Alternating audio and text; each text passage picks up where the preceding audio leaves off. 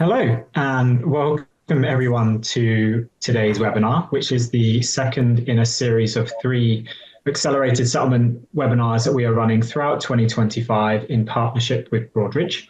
My name is Martin Lawrence. I'm from the Value Exchange. We are a market research firm that specializes in change happening across the capital markets, specifically around post-trade. This webinar has really been designed to facilitate a meaningful discussion about how markets are adapting and preparing to move to T+1. Hopefully, some of you were able to join the first webinar that we held back in March this year, where we were joined by Ignatius from Broadridge, as well as another Broadridge colleague, and Emma Johnson from JP Morgan and Mark Austin from CCL, where we discussed the differences between the North American transition and the UK and Europe, and how, while there's a lot of lessons we can take away from North America, it certainly isn't a copy and paste exercise. We talked about the importance of some things happening on trade date, such as confirmation of allocations, but also importantly affirmations, and how affirmations don't happen in UK and Europe. We also talked in quite a lot of detail about how the North American conversion was considered to be a success, but not without some challenges, primarily around increased costs due to a lack of automation. But if any of you would like to listen to that in more detail, please feel free to reach out or go onto our website where you will find the recording. The second webinar, really, we are going to dive a lot deeper into the specifics of the EU and the UK transitions, looking at their overall plans, the nuances of the markets, and how, most importantly, the industry can start to prepare and how it can do that straight away. To do that, I'm delighted to have a very esteemed panel of guests. I'm sure a lot of you have seen these gentlemen talking on the topic of T+1, and to be honest, if you haven't, it probably shows that you haven't been as engaged on the T+1 discussions as you should have been. But just to quickly introduce everybody, we have Andrew Douglas, who is the chair of the UK Accelerated Settlement Taskforce, Giovanni Sabatini, who is the independent chair of the EU T+1 Committee, Danny Green, who is head of international post-trade at Broadridge, and Ignatius John, who is VP product management of NYFix matching at Broadridge. Before we get started, just a little bit of housekeeping. I do want you to have the opportunity to ask questions. We've got a really great panel here, so much information around everything that's happening across T+1. Please use this as an opportunity to ask questions. If you have one, please pop it in the Q&A. We will do our best to get to them at the end. If we don't get to them, I'll try and follow up with you by email afterwards. And we also do have some pre-submitted questions, which we'll try and get to. Before we go into the panel, I just wanted to get a very quick view of the room, essentially. So, Will, if you could just pop up the first poll question. And it's a really simple question for everyone to start with. I really just want to get a view of where you are in your own readiness, readiness for the move to T+1. So how confident are you of being ready to support T+1? And I'm sure both Giovanni and Andrew would look at this, and be very interested in the results, because what we're hoping to see is that we have a lot of people who are quite confident in being ready, and certainly not anybody who's at this stage saying that we haven't started preparing for T+1. When we did our survey back in Q1, we actually noted that 57% of firms were in the research and scoping phase. Hopefully what we're seeing by now is that a lot more people are starting to move into the actual planning and changes phase. But Will, maybe if you could put forward the results. Okay, well, that's good. So only 2% of you who haven't started preparing yet. So I don't think that's too bad. Not confident, 6%. Hopefully this call today will go some way to letting you know how you can prepare and can get you into the confidence phase. But thank you, everyone, for providing that. Andrew, if it's okay, I'm going to come straight over to you. Firstly, feel free to share any feedback you have on that poll that just came through. But obviously, we all saw the implementation plan that came out from the AST. Been a few months since then. Maybe you could just fill us in on everything that's been happening with regards to the UK's plan and what you've been up to over the last few months. Sure. Thanks, Martin, and thanks for the invite to present here today. Firstly, just on that survey, yeah, very happy to see that very small percentage of folks saying they haven't started. As you'll remember, Martin, when we did the first readiness survey in the UK in April, I think it was, and that number was closer to 30%. And whilst you could look at it on the positive side and say, well, 70% of folks had made a start, I was genuinely concerned, and I started talking about complacency, and we might talk a little bit more about that later on today. But to see 2% of people hadn't started, that's a very definite step in the right direction. And I think is largely down to, and again, we'll talk about that.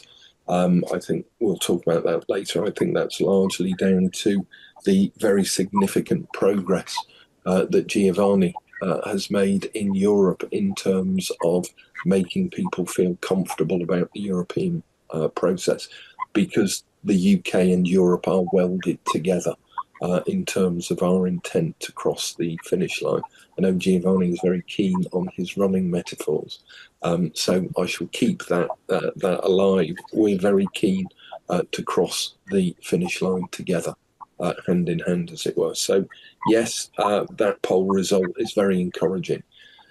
In terms of what have we been doing in the intervening period since February, a lot of it is, I'll break it down into two areas. One is communication of encouraging people to get started. So I would hope that the survey, as I said, indicates that message is getting across, specifically the exhortation to action this day, to actually get on with doing the research that you need to do. And I've said this many times before. Don't take it from me, take it from Mark Francis at the FCA, who presented at our event on the 20th of February, where he said in 2025, the FCA's expectations are people will read the report, they will reverse engineer the requirements of the report into their own back office development specification, and that this year, and this is critical, that this year they will go to their budget committees at the end of this year, probably Q3, Q4, and request the investment pounds, euro, dollar, yen, whatever your currency is, to be able to do what is necessary to make sure that we all cross the line together on October the 11th, 2027. So that's the first piece that we've been doing, is ensuring that message is getting out. The second piece that we're doing, and it is at the moment, I'm pushing the UK task force to, at the beginning of September, we will be having an event which will be hosted by Euroclear. That will be on the 11th of September, and at that, our intention is to issue a version 2 of our report. Now, that might sound daunting, but what that does is very simple. It will correct a few typos that embarrassingly slipped through in the first issue. Nothing material, but they are typos which I find offensive when I read the report, so I'm very keen to correct those. And secondly, we will be editing some of the recommendations, not to make material changes, but for example, in the EU work stream on their FX, the work that they did, which has been completed after we'd issued our report, they identified a fourth recommendation. So we would like to add that into our report so that it's more coherent with the EU report. And there are one or two areas where, since we did the work, we realised that what the original wording perhaps could be a little clearer. So we will be making some clarifications in that version 2 of the report. But as I said, it's not going to be substantive to the content of the report. and mostly where we need to provide additional information. We now on our website, for those of you that have not found it yet, it's Accelerated Settlement, all one word, .co.uk. We recently put up a FAQ page on that, so we are making use of that to add in enhanced clarifications, enhanced understandings where we are getting questions. And indeed, many of the questions that we have received before this, I would envisage them making their way ultimately onto the FAQ page as well. So that's pretty much what I've been up to. What is gratifying is that there is a lot of interest in what is happening in the UK outside of the UK. So Giovanni, recently in the last month or so, we've jointly presented on the two projects in Portugal.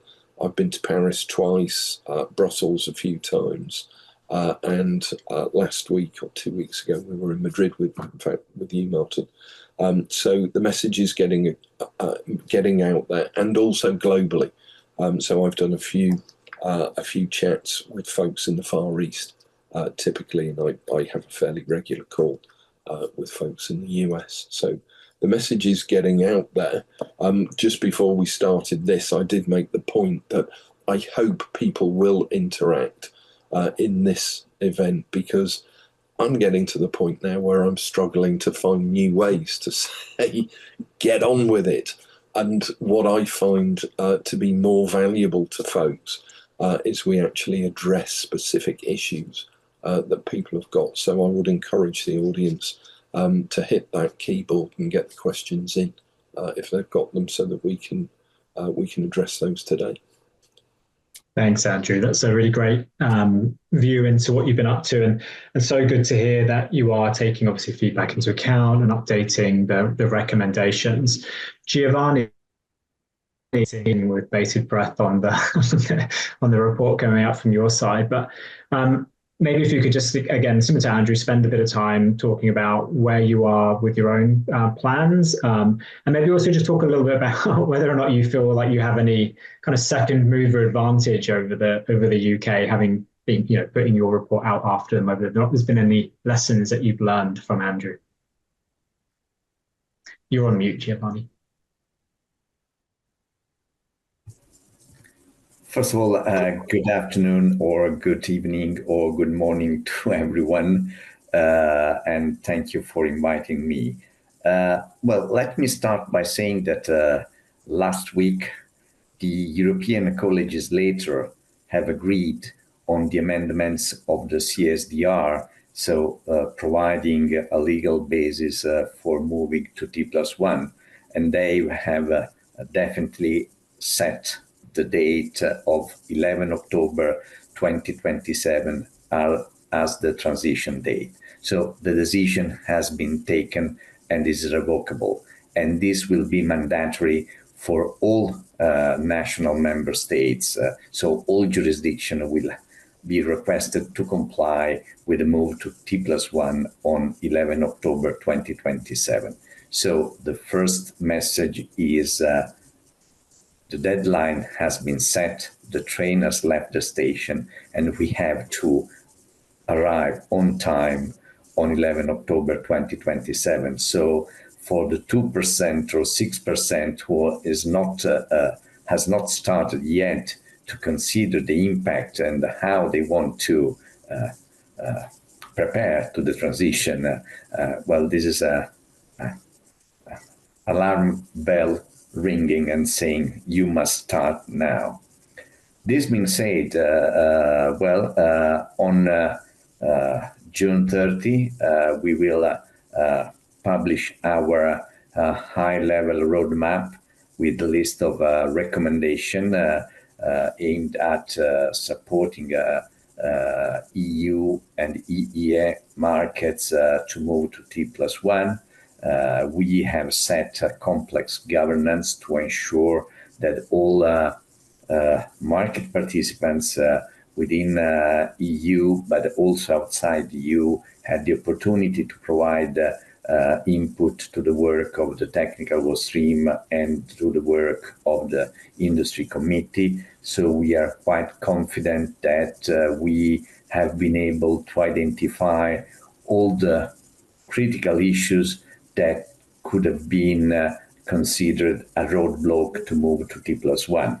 But of course, we do not have a magic wand. So again, we think that our list of recommendations is sufficiently complete and detailed to provide the right information for market participants to start understanding the impact, assessing the impact, and starting planning how to prepare to the move to T+1.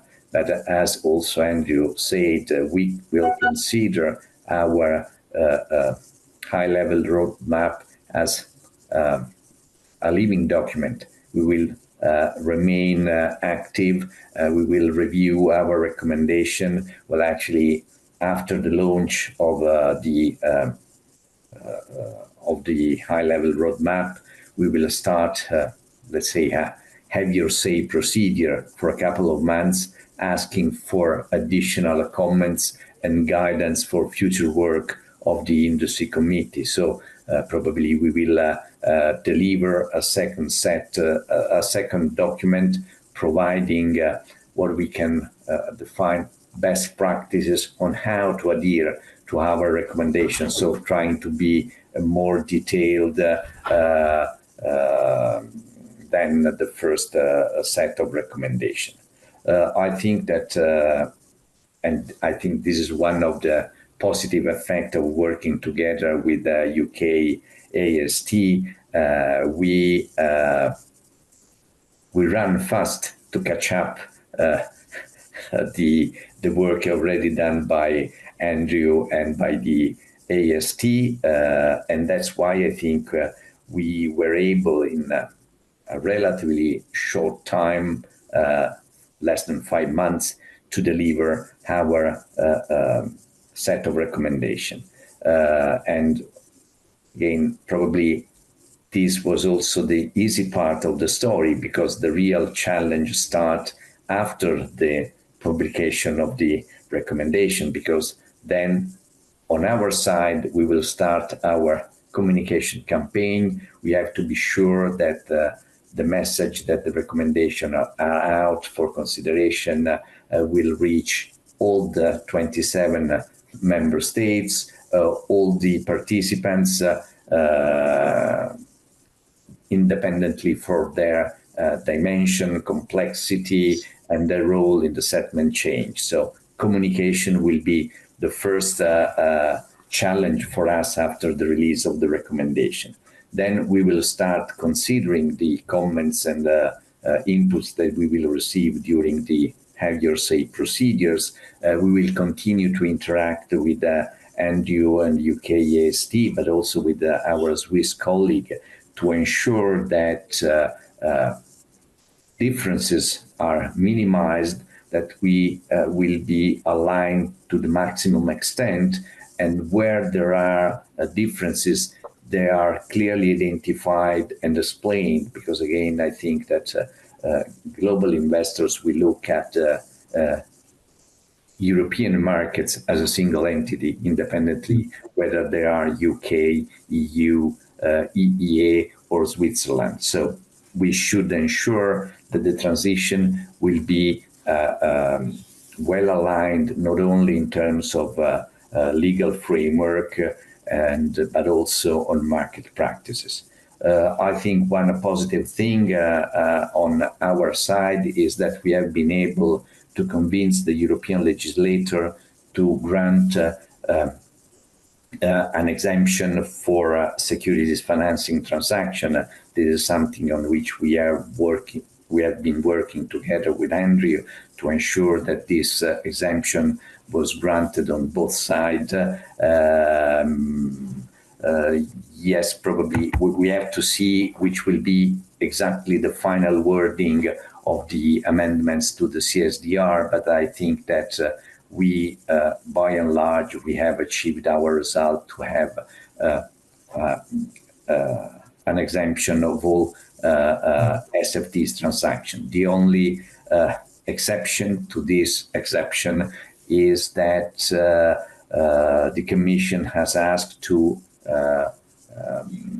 not cover with the exemption the undocumented buy and sell back transaction, as they see this as a potential tool to circumvent the T+1 rule. But again, I think we are sufficiently content with the wording of the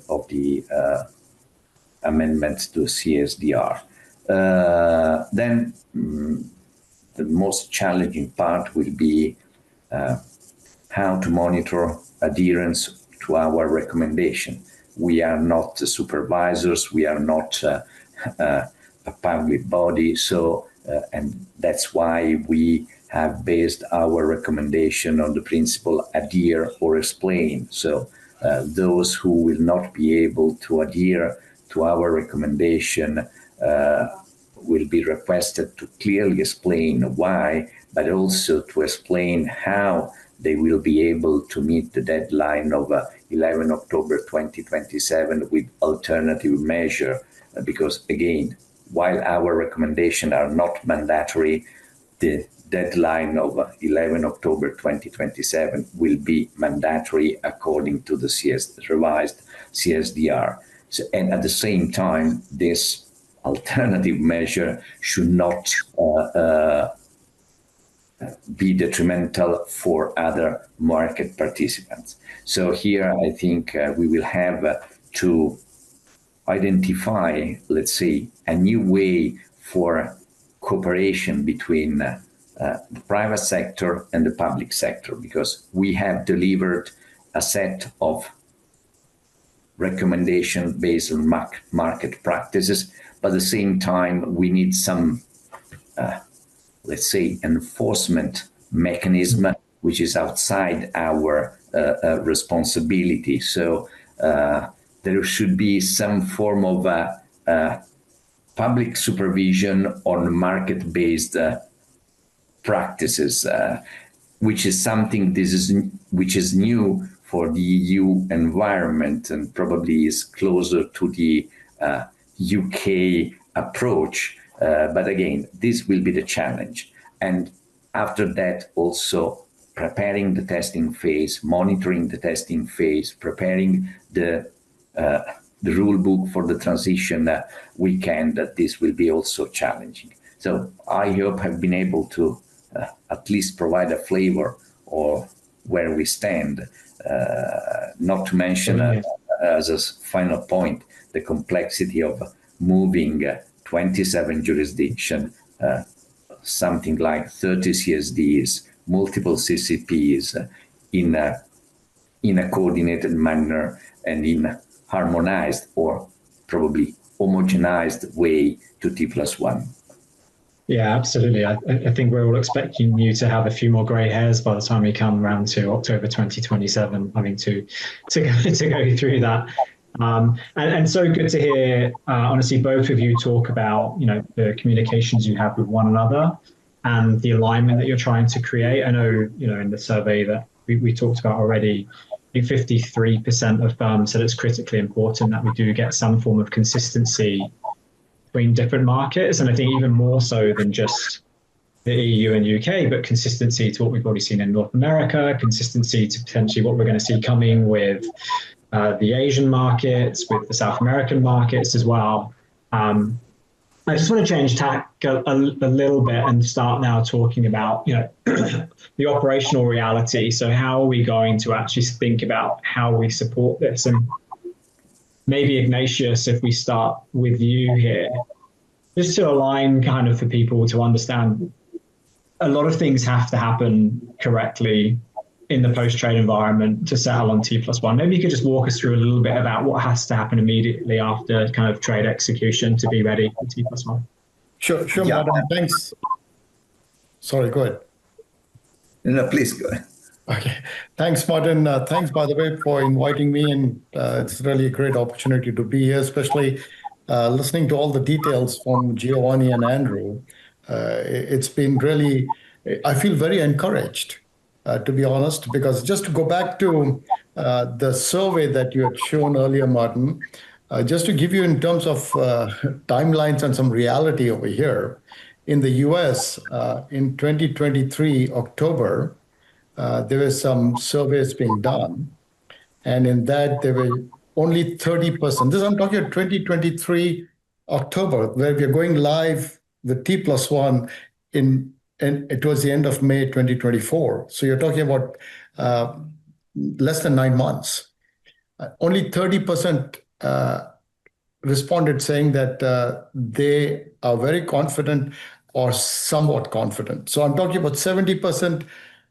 8 months before we went live, we're still, saying, yeah, we'll look into it. Here you guys are 2 years well ahead of the deadline. And it's extremely encouraging to listen to all the details that both Andrew and Giovanni have said from both sides. That's essentially talking about in the UK and how you're trying to coordinate that. Of course, in Europe and UK, there are a lot more moving pieces, a lot more complex. I totally understand that. But it's good that when you look at the survey itself, you can see that people are taking this very seriously. Now, to answer your question, Martin, so right after trading, the way I looked at, just to give you a little bit of my background, I was the global head of trading for quant division of AXA Investment Managers. We were based out of California.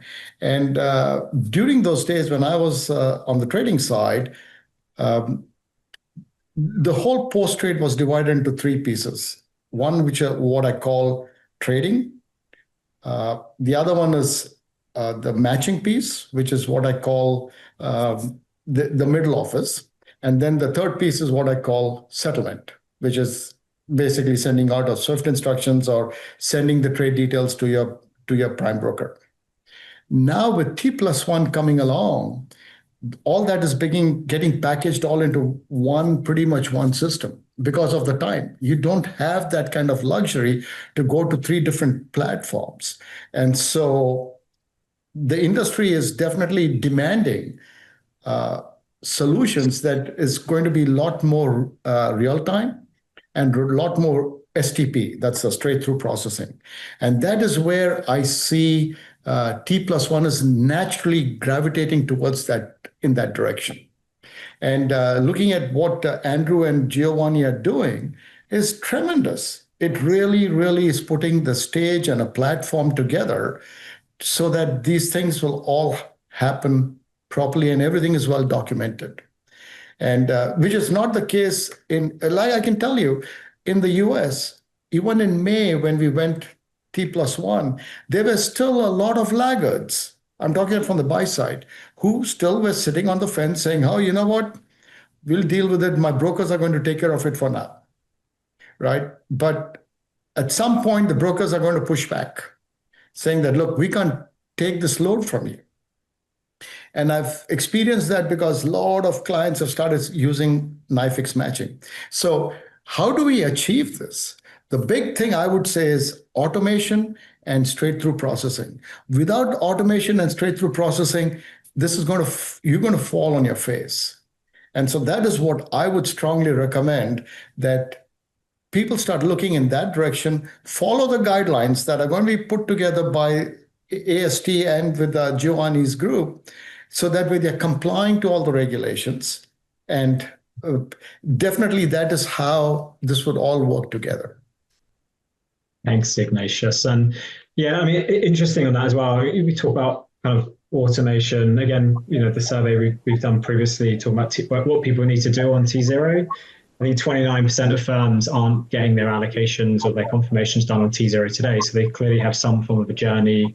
And to do that, automation is probably the way. But Danny, just from your perspective, maybe if you could just talk us through some of the conversations you're starting to have with your clients, what initiatives are they starting to kick off, and maybe also talk a little bit about, if you think about the end-to-end automation, where are we really today in that journey? Like how far do we still have to go? Well, it was interesting seeing the survey results as well, because I would say I've seen a marked difference since the report was published, certainly from the UK Taskforce, in a sense where it's really galvanized, certainly what I see with the direct client interactions that we're having, that actually people are now really thinking about what do they need to plan for, and based on the plan for, what changes do they need to implement, both from a technology side and from a process and sort of target operating model perspective. So I'm encouraged by the day-to-day interactions that I'm having. Certainly the client focus groups that we run, I'm seeing a great level of attendance from them. Certainly, ironically, certainly a lot more than I got on CSDR, for example. I'm seeing a great level of attendance from our client base, and a lot of very two-way conversations that's happening about what in addition we can do in order to kind of increase STP rates.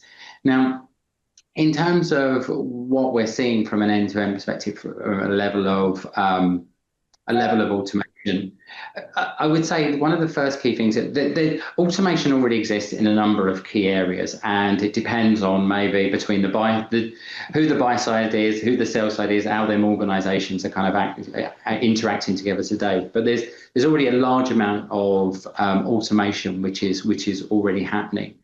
I think the key things that we're working on is with our clients is really gathering that data, saying if you're achieving 97, 98% STP rates today, it's really in the marginals of where you're not achieving STP.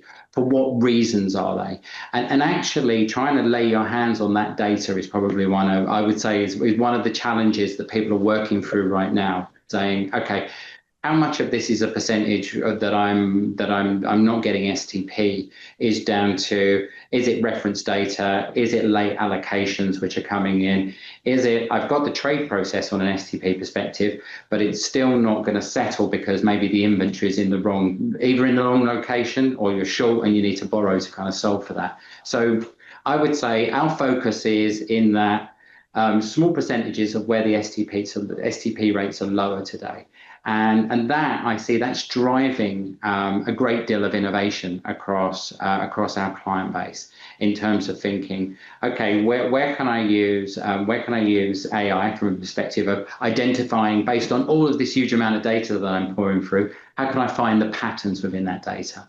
Once I found the patterns of the data of the STP exceptions I get today, what then actions am I going to take? So and also as well, based on what I do manually today, how can I automate those particular processes? Knowing that where I've got 24 to 36 hours today, actually I'm going to have closer to 12 hours today to solve the same volume of exceptions and so on. So it's really, how do you automate the manual processes that won't scale if you don't do that? I've seen a great deal of uptake in talking around solutions around automatic inventory management. When I say automatic, it is really that you're long and short somewhere, have a really good real-time stock record, and based on that really good real-time stock record, have the moves that are required happen for you automatically. They're automatically going out and instructed. So there's a number of innovative solutions which are coming out of that data that we're defining. So there is automation there. Focus on the gaps of where there isn't, get the data, and then define where additional automation is required around it. We're kind of like, I'd say we're really kind of sleeves up working through all of that at the moment with our client base, and with a great level of engagement, actually. Yeah, so I think if I think about that a little bit, part of me wonders,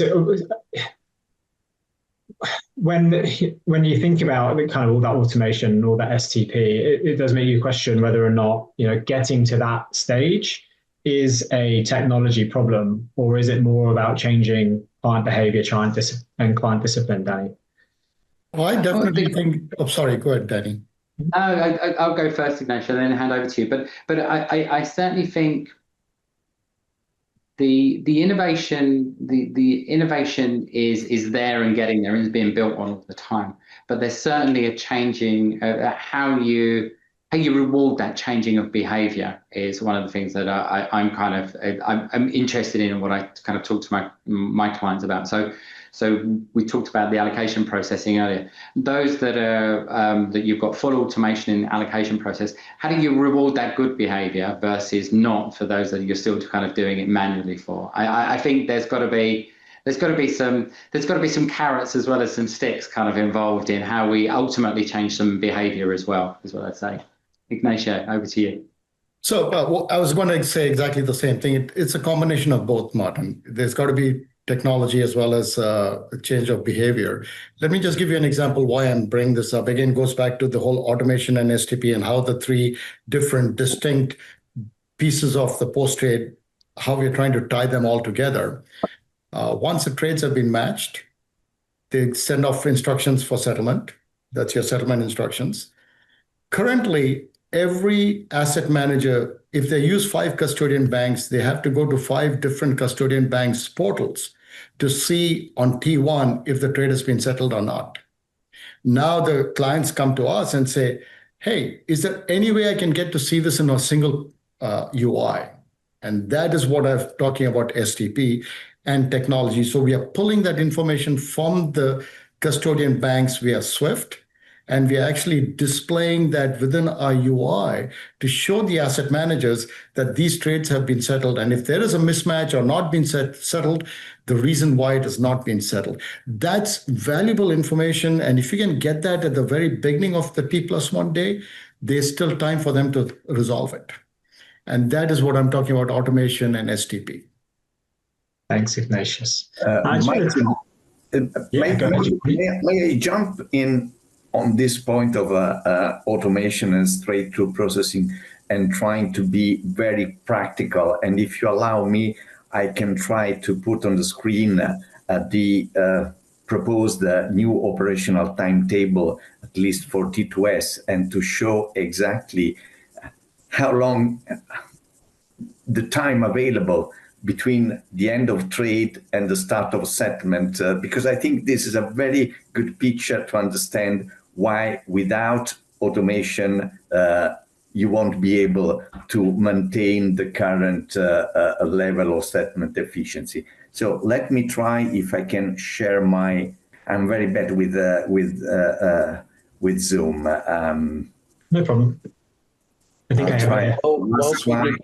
while we give Giovanni a couple of minutes to work out the screen. Yeah, share. Okay. And then I can just add a comment there, which is I think this distinction between technology and behaviour is an interesting one. And certainly when we published our report in February, one of the comments I got back was, why isn't there a section on technology in there?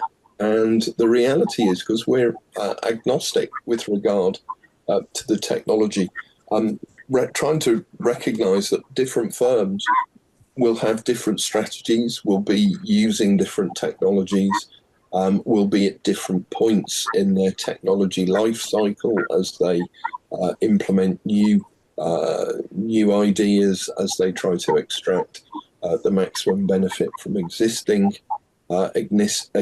ideas. So we chose not to be specific on the technology, but we did highlight 5 behaviours that we felt firms needed to get their heads around. And the 2 most important of those, the one I talked earlier, which we shorthanded as action this day, you need to start the process of redesigning your back office now.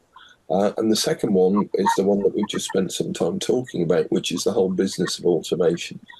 One of the big lessons we learned from the US is that whilst you will be, and I hate myself for saying this every time I say it, but you will be able to get over the line by throwing people at this.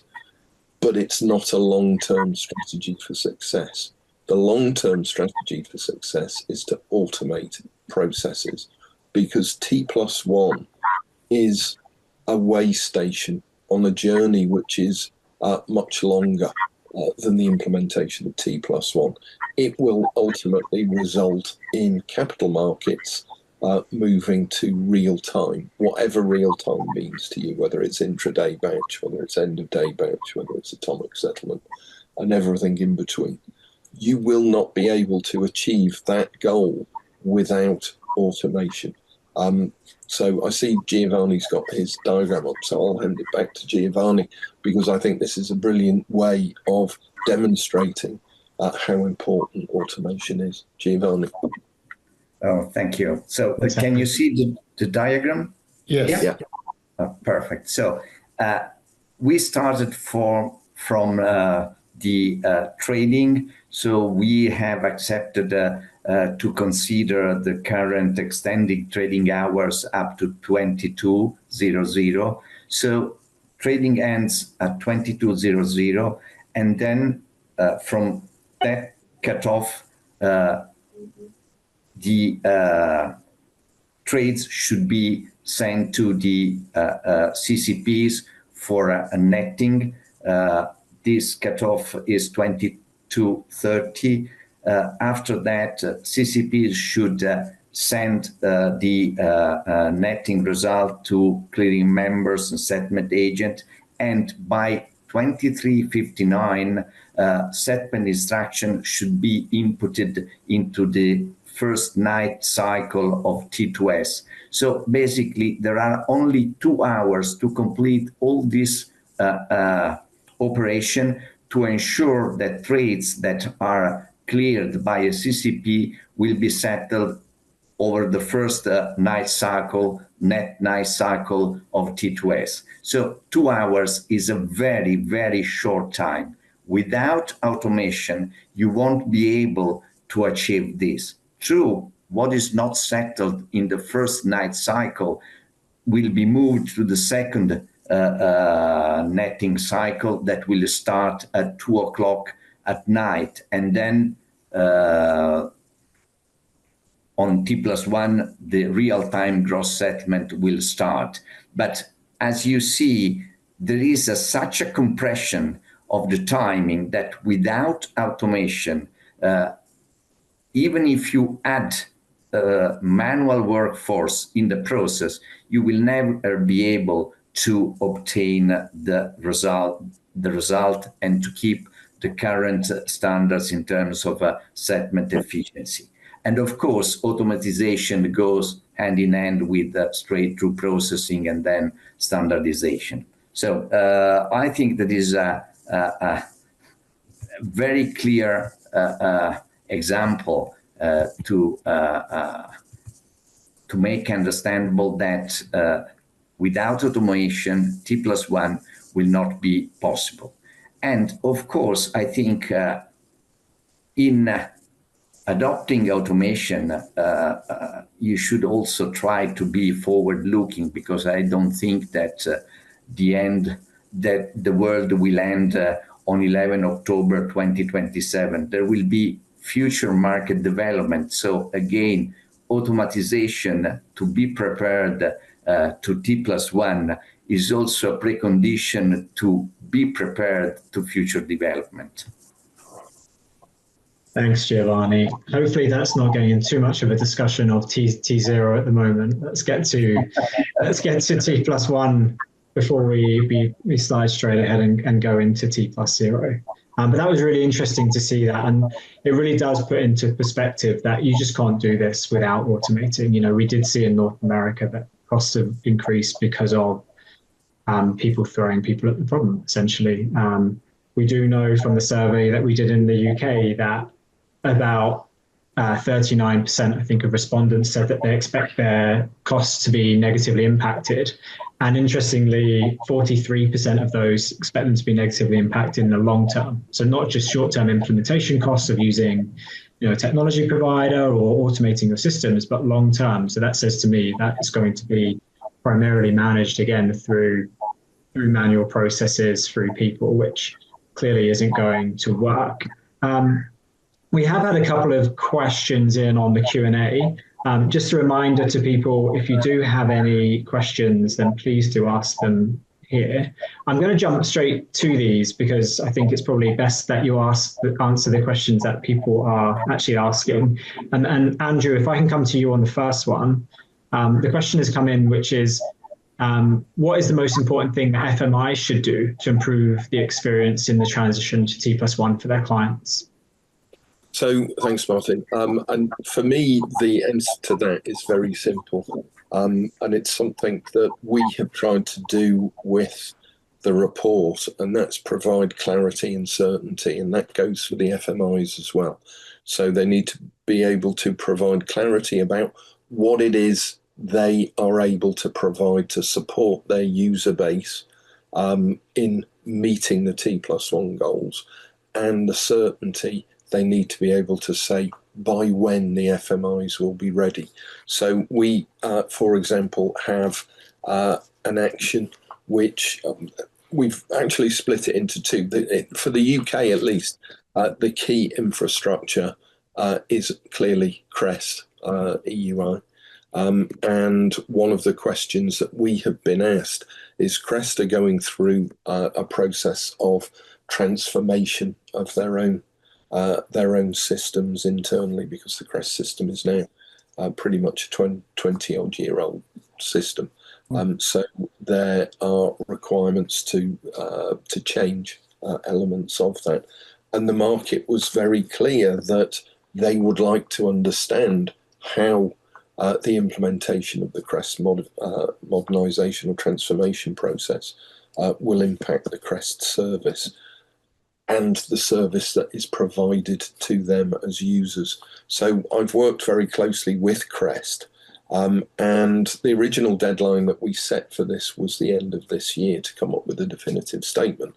And I'm pleased to say that the guys at CREST have worked very hard on this, and we do expect to be publishing a statement on the CREST transformation project by the end of this month. So 6 months ahead of schedule, the market will understand exactly what CREST is planning to do between now and October 27, which I hope will provide that certainty. We also recognising that it's not just about CREST.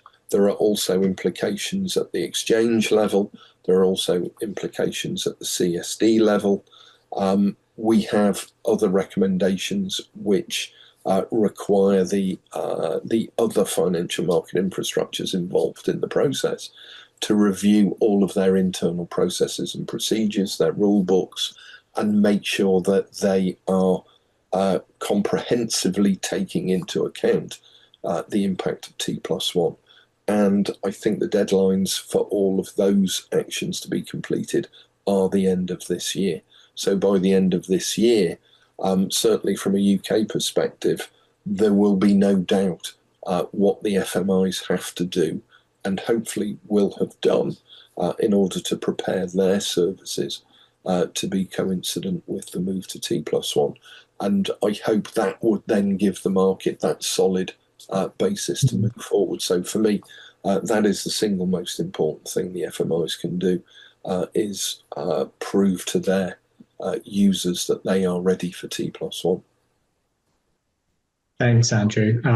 But Giovanni, feel free to add anything in you have from the EU lens. But also another question that came in on that was around kind of who will supervise the readiness of those market participants for the likes of CSDs. And I know we kind of talked about this a little bit already, but Giovanni, maybe you want to take that one?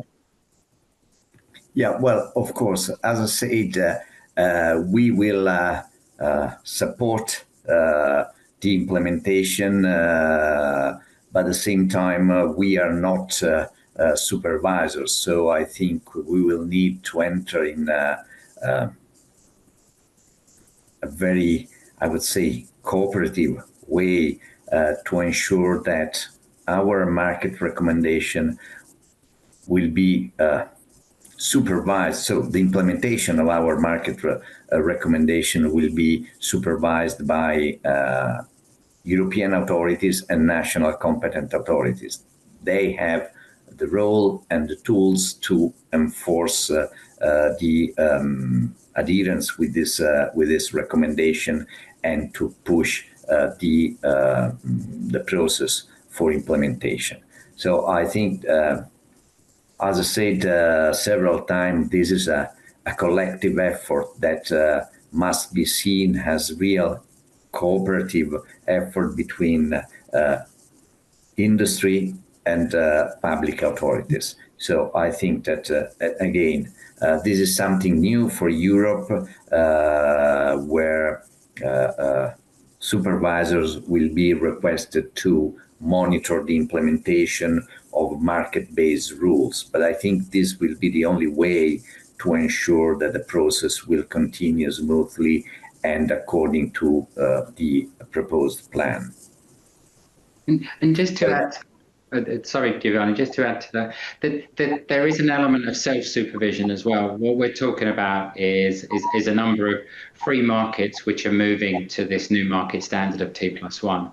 And those that are not ready, there will be other institutions which will happily service that business. So there is an element of self-supervision that needs to be taken on board during this process as well. Don't wait for somebody to tell you to do something. The deadline's out there now.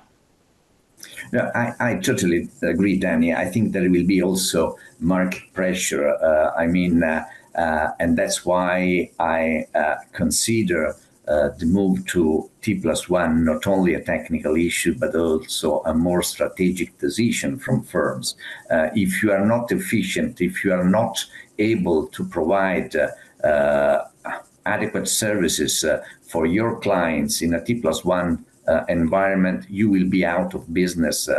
So again, I do hope that the combined effect of some supervision and market pressure will drive the process.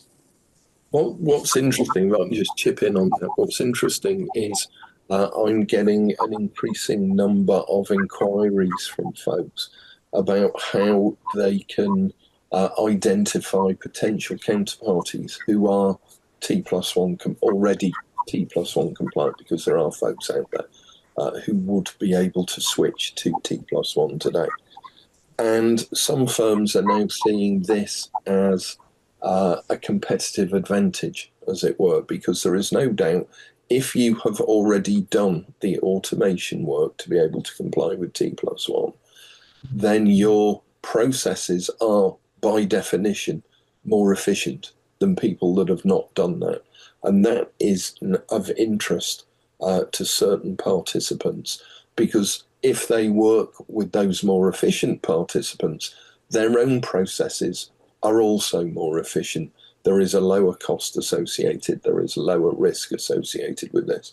And so there are some firms out there, and we've talked a little bit about wake-up calls. I think Giovanni used that phrase earlier on. But there is a wake-up call out there, which is a commercial imperative, which is there are people who can do this today. And if you can't, you will lose out in the medium term. Here, one of the things that I am considering is to put on our website a self-certification page where firms can say, we've looked at the recommendations and those which are applicable to us, we can do those today. And I would see that as being, again, Giovanni talked about effectively peer pressure being a very powerful tool for us. Once I've got a few names on that page that says we've self-certified as being T+1 compatible, I would see that as being something which will drive firms to want to also achieve that. And you might say, well, people can just say that they're compatible. You'll pretty quickly get found out if you're not, if you haven't done the work to automate towards the T+1 solution. So I would see that as being a fairly good self-policing mechanism for folks who want to certify themselves as compliant. So we're not there yet. There's a few wrinkles that we need to get sorted out. But I think all of these things will be interesting in ramping up the pressure on folks to get compliant sooner rather than later. That's a really great point, Andrew. Nothing like a bit of FOMO to create people to speed up their processes. We are coming very close to the end of the session, so we're just going to finish with a quick speed round from each of you, 30 seconds or so on. If there's one thing you want people to take away, if there's one key message you want everyone to have, what is it? Please don't all copy each other. I'm just going around the screen. So I'll start with Ignatius. Yeah, my view is this, that it is very important that you analyze your processes, look at them very carefully, see where the gaps and holes are, fill them up. Make sure that they are all automated, there are no manual steps there, and that you're truly providing an STP solution all the way through end to end. That's right after trading is finished, your trades have been allocated, going all the way down to settlement. That I believe is key to make sure that you analyze your own processes. Thanks, Ignatius. And Danny? Just following on from Ignatius's point there, it's managed via, so I would say, some key KPIs in terms of what I was referring to earlier. Get what your STP rates are today, in the 2.5% or 3% where you're off of getting high levels of STP. Measure that, measure the reasons for that. Over the next year and a half, implement into production incremental change that improves that STP rate by growing automation bit by bit.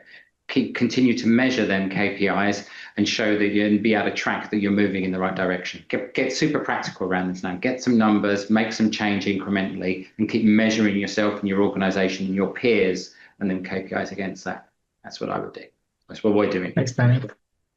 Giovanni? Well, very simple message. From July the 1st, start reading our recommendation, our report, and join us on July the 3rd at the hybrid event for the launch of the recommendation. And we will soon deliver a press release with all the information on how to join us and where to download the recommendation. Great, thanks, Giovanni. We'll look out for that. Andrew? I'm simple. For me, in addition to all the things that everyone else has said, phone a friend. Giovanni and I can never reach 100% of the audience that needs to know about this. I would like to see that 2 and 6% reduced to 0. If you know of firms, if you interact with firms that have not started, then please tell them they need to get started. Thank you. And Giovanni, I think I'll steal a comment I think I saw from you recently, which was treat October 2027 like it's tomorrow, which I think was a really a good way of looking at things, because it's going to come around fast. But that's all we have time for. Thanks for the questions. There are some other questions I have which I didn't quite get to. I will follow up with you separately on email. As I said at the top, this is the second webinar in a series of 3. The third webinar will be held in September, so please keep an eye out for the invitations for that. I would like to extend a thank you to Giovanni and to Andrew for being here today as our special guests, and to Danny and Ignatius, and to the wider Broadridge group for their continued partnership. And I'd like to thank everybody for attending and participating. Thank you very much, and have a great rest of your day.